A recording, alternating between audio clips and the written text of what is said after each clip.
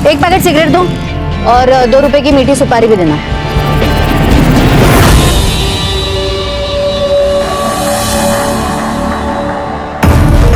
क्या है, कभी लड़की देखी नहीं क्या? अबे मेरे फेफड़े के बारे में नहीं, खुद के फेफड़े के बारे में सोचो, समझा ना? हाथ में अंगार है, दिमाग में भंगार है। आए शाणे लोग। आपने सुना नहीं क्या? सिगरेट का पैकेट मांगा मैंने।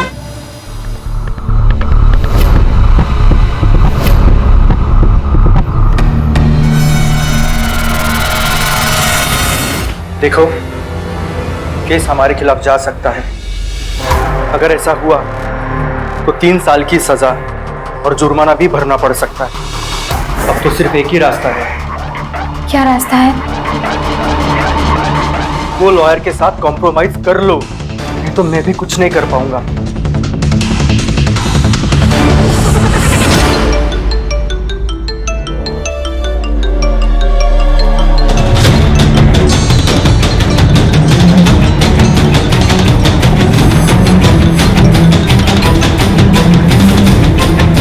हेलो। हर काम भगवान के भरोसे नहीं होता है। कुछ काम करने के लिए राक्षस को आना पड़ता है। अगर 50,000 दोगी तो तुम्हारे दुश्मन को जान से मार दूंगा। कौन दुश्मन? आप हैं कौन? मैं समझी नहीं। मैं सब जानता हूं। उसने तुम्हारी जिंदगी खराब कर दी है और उसकी सजा एक ही है, मौत।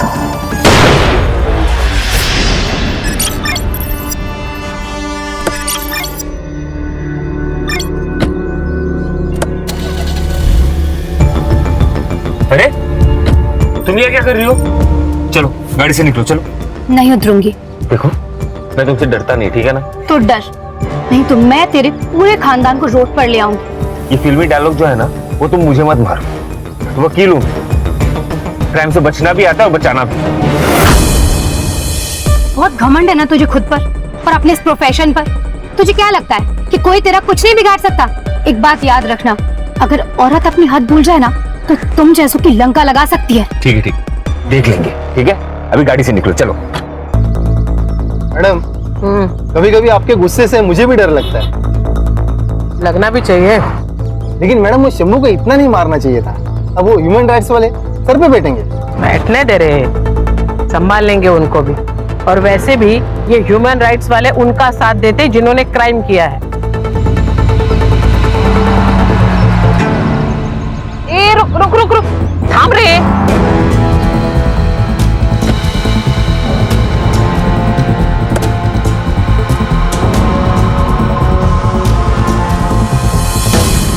तू इतने का इसका? ये लड़की कौन थी?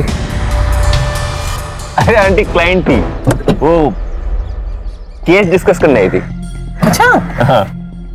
मुझे लगा केस लड़ने आई है। नहीं नहीं नहीं। बेटा क्या है ना कि पुलिस वालों के साथ झूठ नहीं बोलते। अगर कोई भी परेशानी है, प्रॉब्लम, तो मुझे बोलो ना। अरे नहीं आंटी, आपकी प्रोफेशन मेरी प्रोफेशन एक ही तो है, आपको पता ही है। गर्मा गर्मी हो जाती है, वही है। अरे श्योर? या वो हियरिंग है, कोर्ट में जाना पड़ेगा। हाँ?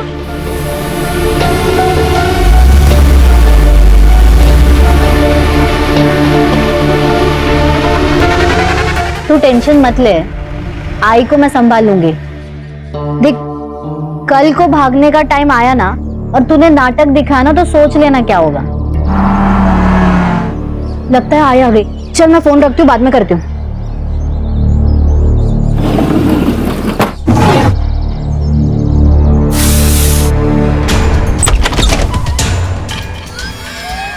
अरे आई, तू इतनी जल्दी आ गई? नहीं आती तो लेट हो जाता। राजू, क्या तेरे और मिलिंद के बीच में सब ठीक है ना? आई, आप टेंशन मत लो, हम दोनों के बीच सब कुछ ठीक है। बेटा वो तुझसे प्यार तो करता है ना? हाँ करता।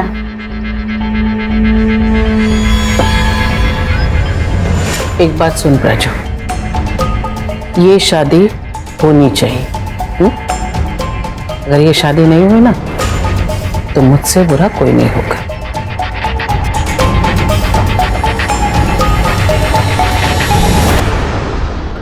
और हाँ, मत भूल कि तेरी माँ पुलिस ऑफिसर है। ये सिगरेट पीना बंद कर, लड़कियों को शोभा नहीं देता।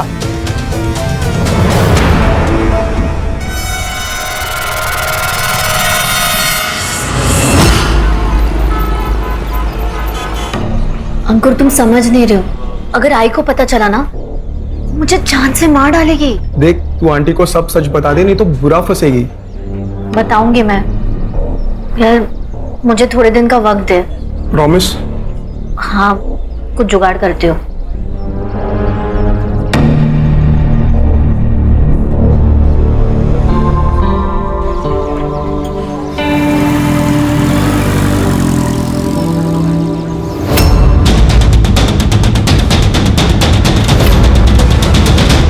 मिलिंद, ये रही तेरी फाइल। थैंक यू आई। छान। सुबह हुई नहीं कि खुद की तारीफ पढ़ना शुरू। क्यों? ज्योति, रिटायर्ड जज हूं मैं। ये मेरी पुरानी केसेस और जजमेंट, यही तो मेरी एंटरटेनमेंट है अभी। और क्या बचा है? मैं तो कहता हूँ तुम भी पढ़ लो, फुल एंटरटेनमेंट। क्यों मिलिंद? करो। क्या बाबा, क्या नौटंकी करते हो आप? बाप बेटे मिलकर मेरी मस्करी किया करो। अरे कभी तो सीरियस हो लिया करो।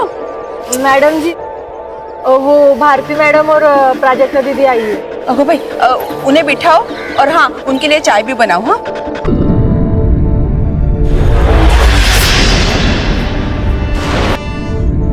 देखिए सर, दोनों के एंगेजमेंट को लगभग 1 साल बीत चुका है। मैं चाहती हूँ कि कोई अच्छा सा मुहूर्त देके हम इन दोनों की शादी करा देते। आंटी, हम ये शादी नहीं कर सकते। क्यों? ये क्या कह रहे तू? एक मिनट। तू कहीं उसी लड़की की वजह से तो ये शादी करने से मना नहीं कर रहा? कौन सी लड़की? क्या बोल रही है ये? वही लड़की सर, जिसके साथ मैंने इसे रंगे हाथ पकड़ा था। उसी के साथ तेरा चक्कर चल रहा है ना? आंटी, आपको गलतफहमी हो रही है। मेरा उस लड़की के साथ कोई चक्कर नहीं चल रहा।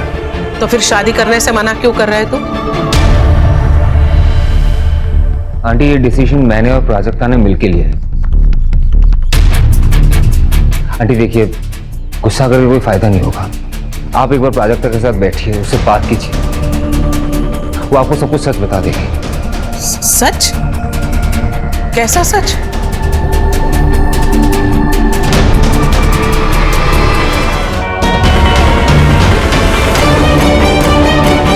मैडम, मुझे लगता है आपका गुस्सा शंभू पर नहीं है, कुछ और बात है। मुझे बताइए ना मैडम, हम मिलकर सॉल्व करते हैं।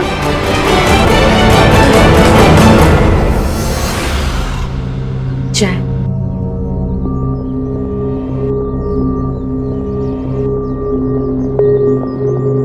रोक,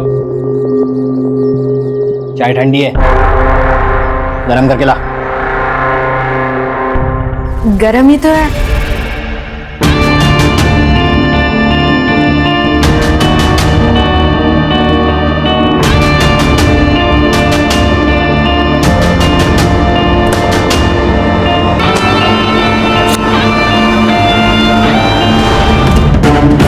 मैडम, मिलिंद पंचाल नाम है इनका, लॉयर है। इनकी फैमिली को इन्फॉर्म किया है, अभी आते ही होंगे। Any witness?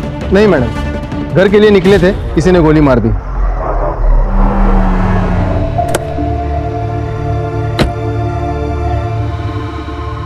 आप संभालिए अपने आप को, उठिए, संभालिए अपने आप को।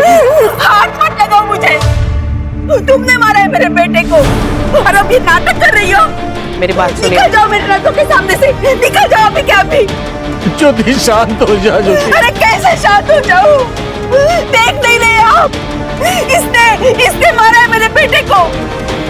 इसने और इसकी बेटी ने मिलकर मेरे बेटे की जान ली है और आप कह रहे हैं शांत हो जाओ। अरे कैसे शांत हो जाओ? कैमरा बंद कर, बंद कर कैमरा, बंद कर कैमरा। आज सुबह ही रिटायर्ड जज रत्नाकर पांचाल जी के बेटे लॉयर मिलिंद पांचाल जी की किसी ने गोली मारकर हत्या कर दी। इस केस की जांच लोकल पुलिस कर रही है। दिशा, दिशा! ये देख। जैसे कि आप इस वीडियो में देख पा रहे हैं, पांचाल फैमिली ने अपने बेटे की मौत की जिम्मेदार पीआई भारती को बताया है। लेकिन हमारे सूत्रों के माने रत्नाकर पांचाल जी ने सीबीआई इंक्वायरी की मांग की है। क्या हुआ? बहुत दुख हुआ? हाँ? तुमने मारा है मेरे बेटे को और अब ये नाटक कर रही हो। बंद करो ये सब, बंद करो। सर, ये तो पुलिस वालों के ऊपर इल्जाम लगा रही है। पीआई भारती और पीएसआई अरविंद, करवे मार्ग police station. High profile case है क्योंकि जिस लड़के का मर्डर हुआ है वो लड़का रिटायर्ड जज का लड़का है और इसमें सस्पेक्ट है इंस्पेक्टर भारती। मीडिया तो हाथ धो के पीछे पड़ेगी, इसलिए केस जल्द से जल्द सॉल्व करना होगा।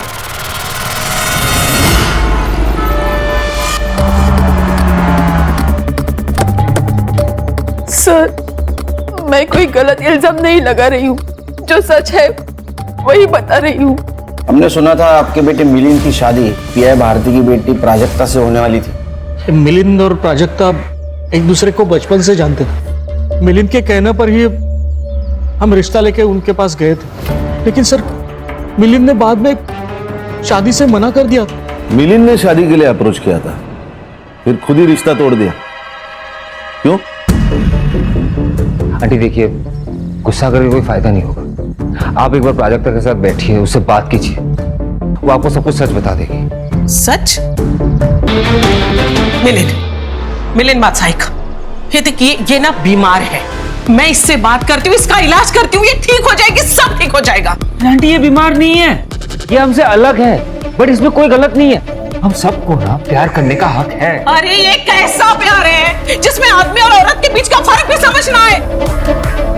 देखा तो तुम लोग है ना शादी कर लो, एक बार शादी हो जाएगी, ये माँ बन जाएगी, तुम लोग के बच्चे हो जाएंगे ना, तो इसकी बीमारी भी ठीक हो जाएगी, सब कुछ ठीक हो जाएगा। हम दोनों इस शादी से खुश नहीं होंगे आंटी, आप बात को समझ नहीं रही है। आई एम सॉरी आंटी, ये शादी नहीं कर पाऊंगा मैं। शादी तो तुझे करनी पड़ेगी मिलिंद। साखर बुढ़ाउन 1 वर्ष झालंय, अब तू मेरी बेटी के साथ धोखा नहीं कर सकता, उसकी जिंदगी बर्बाद नहीं कर सकता। ये शादी होकर रहेगी। मिलिंद ने आपको जो फोटो दिखाई थी आपके पास है? एक्चुअली सर वो फोटो तो मिलिंद के मोबाइल में ही थी। क्राइम सीन पे मोबाइल मिला था, लॉक था, साइबर को भेजा। आपका बेटा मिलिंद क्रिमिनल लॉयर था, उसकी किसी के साथ पर्सनल दुश्मनी थी? ऐसे किसी का जिक्र तो उसने नहीं किया। ऐसी कोई बात होती तो अंकुर को जरूर पता होगा। ये अंकुर कौन है? मिलिंद का कलीग। ठीक है, जरूरत पड़ी तो फिर से आऊंगा, ध्यान रखिए।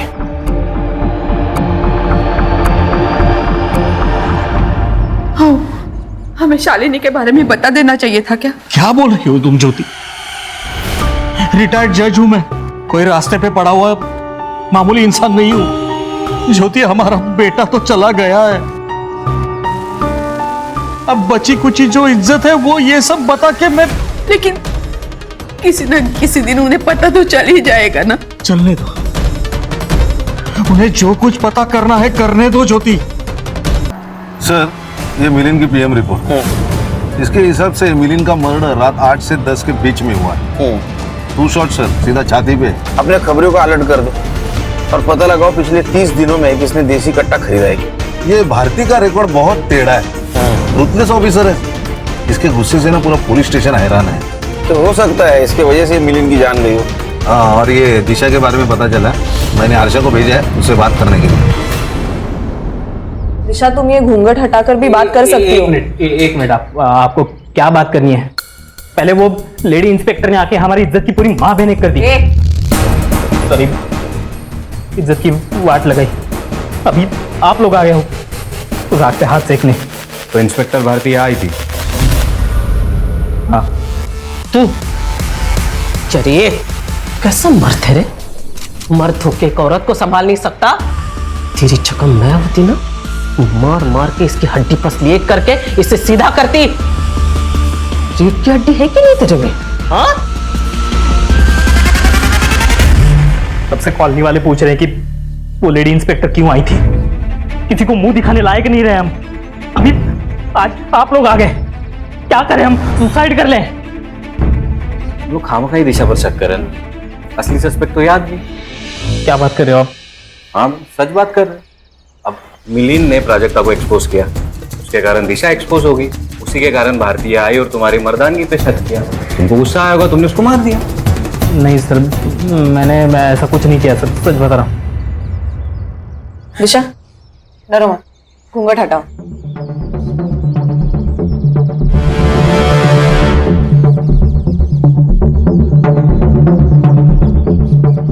अच्छा ये बताओ, तुम मिलिंद से मिली थी? नहीं, मैं तो उसे जानती तक नहीं हूँ। मैं और प्राजक्ता एक दूसरे से प्यार करते हैं, पर अब हमारा कुछ नहीं हो सकता। ठीक है, और तू इधर आ। इसके ऊपर फिर से हाथ उठाया ना तो शक के बेसिस पे तुझे अंदर कर दूंगी। समझा? औरत पे हाथ नहीं उठाने का। समझा?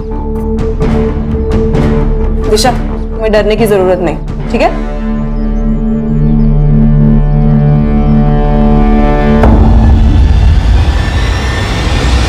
नहीं सर, मिलिंद का बिल्कुल चक्कर नहीं था, कोई क्लाइंट के साथ तो बिल्कुल भी नहीं। तो उसने शादी क्यों तोड़ी? क्या बताओ सर, उसे पता चल गया था प्राजक्ता के बारे में कि उसे लड़कियां पसंद है। एक बात समझ में ना रही खान, उसे कैसे पता चला है सब कुछ? ये फोटोज वगैरह उसको कैसे मिले? पता नहीं सर। अरे वकील महाशय, क्या बात कर रहे हैं आप?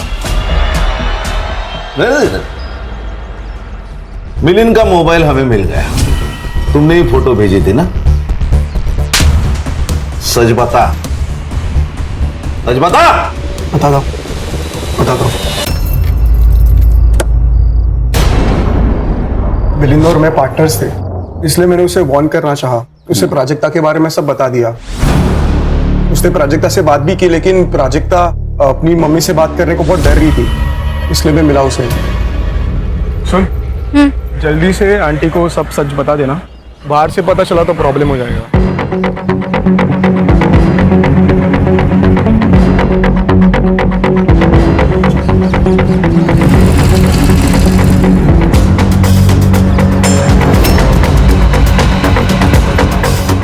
क्या कहा उसने? बात करेगी बोला। उसने फिर भी नहीं बताया, तो मिलिंद ने ही सब बता दिया और फिर पूरा रायता फैल गया सर। ये मिलिंद की किसी क्लाइंट के साथ दुश्मनी, अनबन? अभी तो नहीं सर, लेकिन 3 साल पहले मिलिंद के ऊपर अटैक हुआ था। किसने किया था ये अटैक? सर ये पावर डिपार्टमेंट का इंजीनियर सदा चौहान ने किया था सर। क्यों? उसने कुछ 60 करोड़ का फ्रॉड किया था अपने डिपार्टमेंट में सर। उसके अगेंस्ट PIL फाइल की गई थी, केस मिलिंद लड़ रहा था। उसने फोर्स किया मिलिंद को बैकआउट करने के लिए, लेकिन मिलिंद माना नहीं, तो उसने उसके ऊपर सर जानलेवा अटैक किया। सदा चौहान कहाँ है अभी? अरे मानसी, तू यहाँ क्या कर रही है? तुझे तो जॉब मिला था ना? हाँ काका, लेकिन अब नहीं है। क्यों, क्या हुआ? पैसे नहीं थे सर्टिफिकेट के लिए, सर्टिफिकेट नहीं मिला तो जॉब भी नहीं मिला। समय समय की बात है पूरी। ये बंगला कभी तुम्हारा हुआ करता था, लेकिन आज इस बंगले में तुम एक नौकर बनकर काम कर रही हो।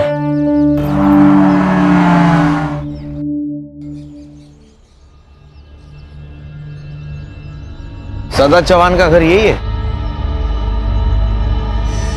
Mumbai police SIT। सदा चौहान यही रहता है ना?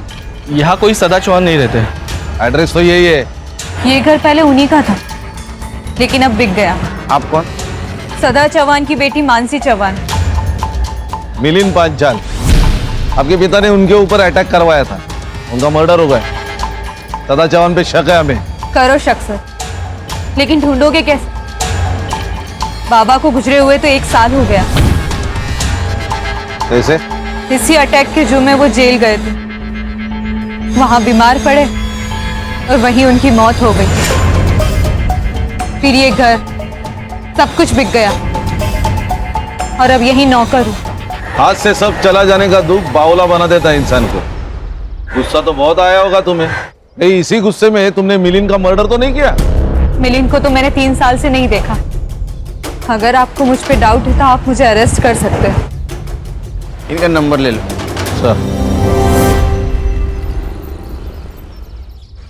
सर ये मिलिंद के ऑफिस के बिल्डिंग का सीसीटीवी खराब है। उसके बिल्डिंग के मेंटेनेंस डिस्प्यूट की वजह से स्थिति ये है सर।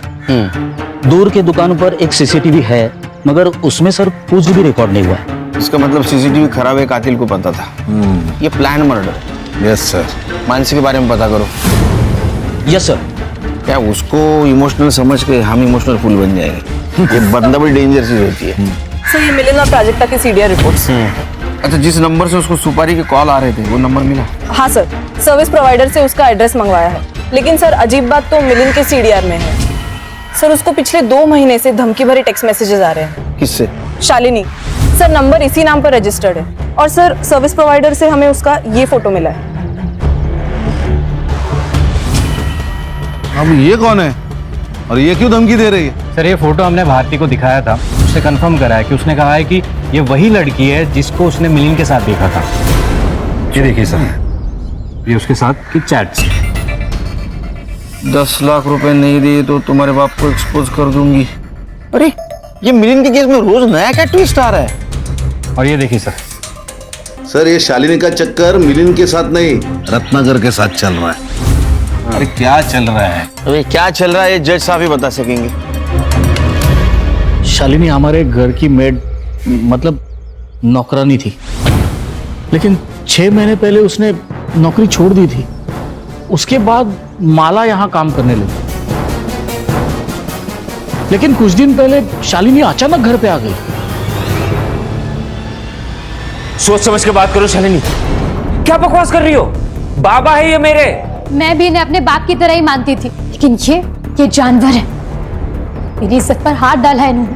ओहो, ये मैं क्या सुन रही हूँ? ज्योति, मैंने कुछ नहीं किया है, ये झूठ बोल रही है। एक औरत इस मामले में कभी झूठ नहीं बोल सकती। ये आपके पति, ये हैवान है, दरिंदे है ये। 2 महीने से मेरा बलात्कार कर रहे हैं। नहीं, मुझे लगा इतने बड़े जज है, इनसे मेरी जान को खतरा हो सकता है। मैं गरीब हूं ना, इसीलिए आप लोग मेरी बात पर यकीन नहीं करेंगे। अरे ऑब्वियसली यकीन नहीं करेंगे क्योंकि तुम झूठ बोल रही हो। ठीक है, अब मैं तुम सबको कोर्ट तक लेकर जाऊंगी। अरे तुम क्या कोर्ट में लेके जाओगी? मैं तुम्हें कोर्ट में लेके जाऊंगा। चलो निकलो यहां से, निकलो। लेकिन उसे पता था वो मिलिंद के सामने जीत नहीं पाएगी, उसका झूठ कभी ना कभी सामने आ ही जाएगा। इसलिए उसने वो फोटो मॉर्फ की और मिलिंद को भेज दी और 10 लाख रुपए मांग के मिलिंद को ब्लैकमेल करने लगी। सर उसे लगा कि डर के मारे हम उसे वो पैसा दे देंगे, लेकिन मिलिंद ने वो फोटो फॉरेंसिक एक्सपर्ट को भेज दी और वो अपने ही जाल में फंस गई, क्योंकि वो फोटो सचमुच मॉर्फ ही की गई थी। लेकिन फिर भी वो चुप नहीं बैठी, हमें धमकाती रही, हमारे खिलाफ कंप्लेंट की, हम पे केस कर दिया। लेकिन जब ये केस कोर्ट में गई ना, तभी उसे उसकी औकात का पता चल गया। उसने माफी मांगी, पैर पकड़े और मिलिंद ने उसे माफ भी कर दिया था। क्या ऐसा तो नहीं कि 10 लाख खो जाने की वजह से शालिनी ने मिलिंद को मार दिया? शायद उसी ने किया ऐसा। सर लगता है शालिनी भाग गई। सर्कुलर निकालो उसके खिलाफ, भागनी नहीं चाहिए। Yes sir. चल सर, शालिनी।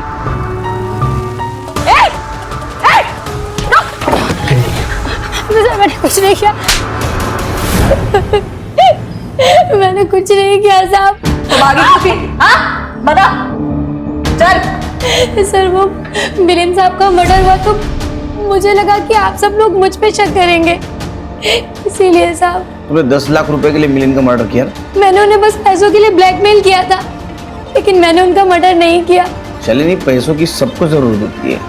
मेरी माँ को कैंसर है साहब, इसीलिए तुमने मारा मिलिंद को? नहीं सर, मैंने ऐसा कुछ नहीं किया। हाँ लेकिन उस आदमी ने मारा होगा साहब। किसने? उस दिन जब मुझे फोन आया तो मुझे लगा कोई पागल है। 50,000 और वो खत्म। उस मिलिंद की वजह से तुझे तेरा पैसा नहीं मिला ना, तेरी माँ का इलाज नहीं हो पाया। अगर मेरे पास 50,000 होते ना तो मैं अपनी माँ का इलाज करवाती, तुझे नहीं देती। लेकिन जब मिलिंद साहब का मर्डर हुआ तो मैं समझ गई उसी ने उन्हें मारा होगा। चल उठ। सर, प्राजक्ता और शालिनी को एक ही नंबर से कॉल आया था और वो नंबर रजिस्टर्ड है किसी कार्तिक दास के नाम पर, लेकिन sir fake ID proof, fake address, और सर उस नंबर से सिर्फ 3 नंबर्स पर कॉल किया गया था, शालिनी, प्राजक्ता और दिशा मोहिते। सर ये दिशा का हमसे बात छुपाना क्लियर करता है कि ये गिल्टी है। शालिनी और प्राजक्ता को कॉल आया, उन्होंने मना किया, फिर भी मिलिंद का मर्डर हो गया। और ये दिशा को कॉल आया, उसने मना नहीं किया, उसने मिलिंद को मरवाया। ये किलर ने उन 3 लड़कियों को कॉल किया जिनको मिलिंद से प्रॉब्लम थी, लेकिन किलर को कैसे पता चला कि इन तीनों लड़कियों को मिलिंद से प्रॉब्लम है? मतलब ये किलर उन 3 लड़कियों को जानता है या मिलिंद को जानता है? एक काम करो सर, दिशा से पूछो खान, उसको किसी अननोन नंबर से फोन आया था क्या? अरे अंकु, इसकी कॉल हिस्ट्री निकालो, क्योंकि मिलिंद के सबसे नजदीक वही था।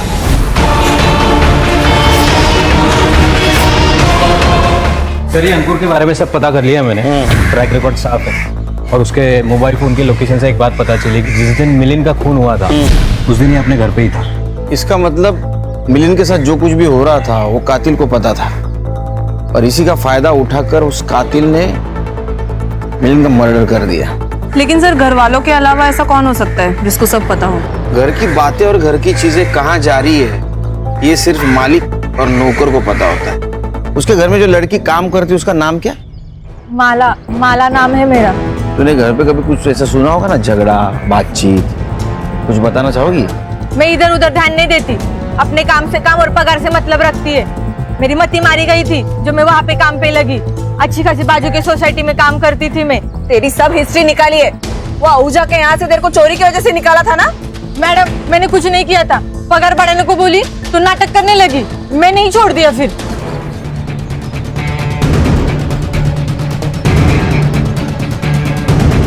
हाँ खान। सर मैं दिशा के घर पे हूँ, वो भाग गई। क्या? हाँ सर। सर उनसे कहिए कि सिर्फ वो भागी नहीं है, गहने और पैसे लेकर भागी है। सर वो पैसे और सुना मैंने। एक काम करो, प्राजक्ता के घर पे जा, देखो दोनों साथ मिलके भागे हैं। Okay sir. Madam official sources use नहीं कर सकते, लेकिन फिर भी मैंने स्कूटी का नंबर और मोबाइल नंबर ट्रेस पे डाला है। अगर प्राजक्ता नहीं मिली ना तो मुझे जान देनी पड़ेगी। मैं देखता हूँ मैडम क्या कर सकता हूँ। ये तो कैसे कर?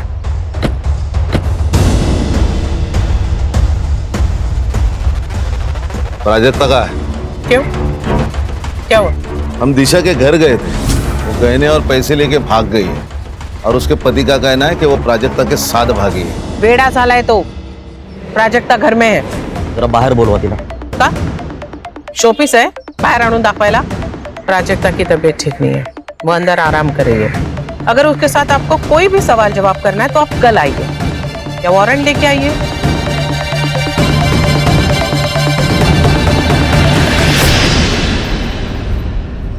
सर ये देखिए, 2 घंटे पहले तक प्राजक्ता और दिशा की लोकेशन सेम थी, लेकिन अब अलग अलग आ रही है।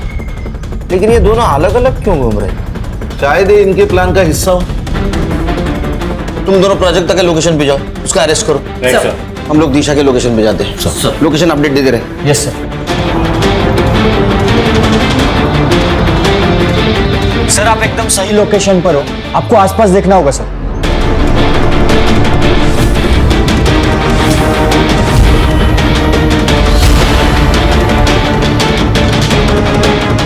संग्राम सर, प्राजक्ता की लोकेशन वही है, यही कहीं होगी, आसपास देखो सर।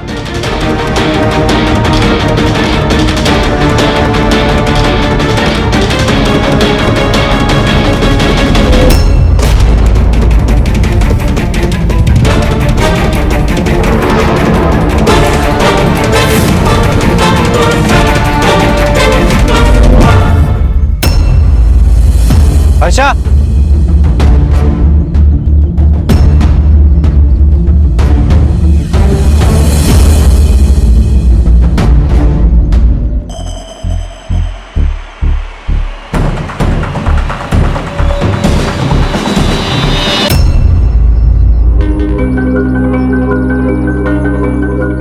जो आज का रेट है दे दीजिए। मुझे कोई रिसिप्ट नहीं चाहिए, बस जल्दी पैसे दे दीजिए, मुझे कहीं जाना है। कहाँ जाना है? ट्रेन, बस, कहाँ? ये रहा मर्डर वेपन, इसके ऊपर तुम्हारे उंगलियों के निशान भी है। ये वही मिला जहाँ प्राजक्ता की बॉडी मिली। मैं नहीं मारा उसे, प्राजक्ता ने मुझे सपने दिखाए, धोखा दिया उसने मुझे। मैं सब लेकर आई हूँ, ज्वेलरी, पैसा, सब एक साथ। अब 1 साल तक कोई काम करने की जरूरत नहीं है। यहाँ से दूर एक घर लेते हैं और वहीं रहेंगे। आई का फोन है।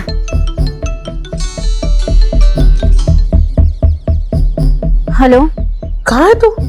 आई, मैं दिशा के साथ हमेशा के लिए भाग रही हूँ। ठीक है राजू, तू जाना चाहती है ना, चली जा। तू राजू एक काम कर, तू घर आ, मुझे मार डाल और फिर चली जा।